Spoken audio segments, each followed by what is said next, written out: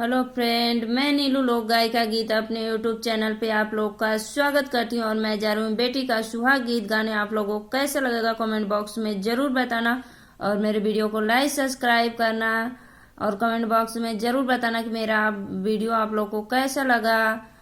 राम राम, राधे राधे, जय माता जी।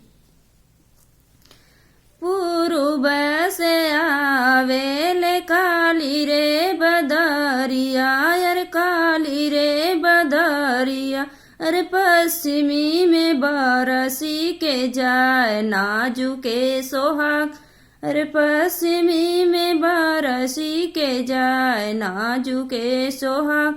हमारे ही पापा के घर नाही ससुर दुआर, नाही ससुरु अरे घर, नाही ससुरु दुआर, नाही ससुरु अरे कहाँ रखी है बरबरियात नाजुके सोहाग, अरे कहाँ रखी है बरबरियात नाजुके सोहाग।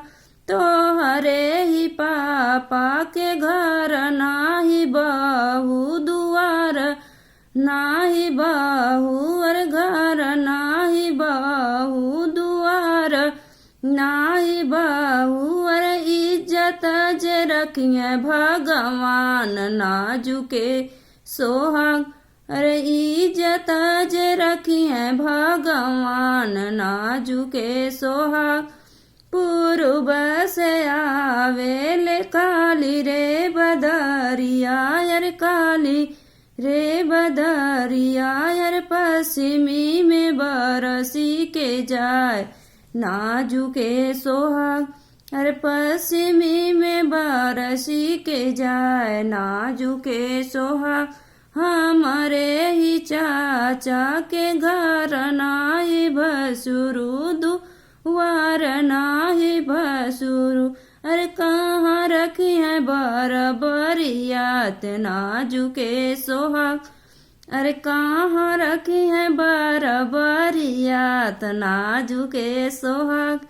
तो हरे ही चाचा के घर नाही भयो दुआर, नाही भयो अरे इज्जत जे रखी है भगवान नाजुके सोहाग, अरे इज्जत जे रखी है भगवान नाजुके सोहाग। पूर्व से आवेले काली रे बदरिया, अरे काली रे बदरिया, अरे पश्चिमी में बरसी के जाए नाजुके सोहाग।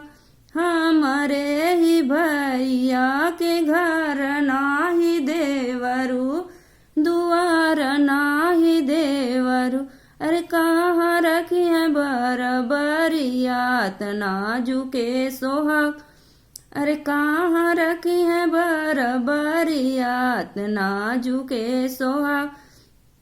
तो हरे ही भैया के घर नाही भाभी दुआर, नाही भाभी अरे इज्जत जे रखिए भगवान नाजुके सोहाग, अरे इज्जत जे रखी है भगवान नाजुके सोहाग।